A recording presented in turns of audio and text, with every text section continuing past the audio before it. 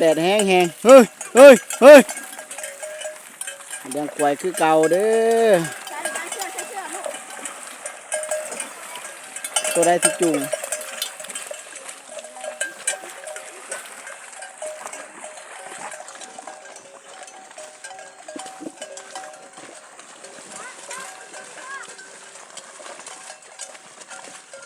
โอ้แดดโคตรแห้งเลย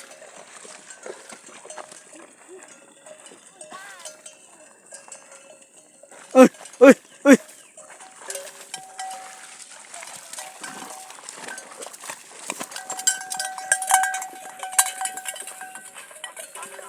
อย่าทิ่มเด้อไม่ของกระป๋อมมาเด้อกันเห็นนะคนบ่มานนั่นแหละของกระป๋อมกับบ่เปลี่ยน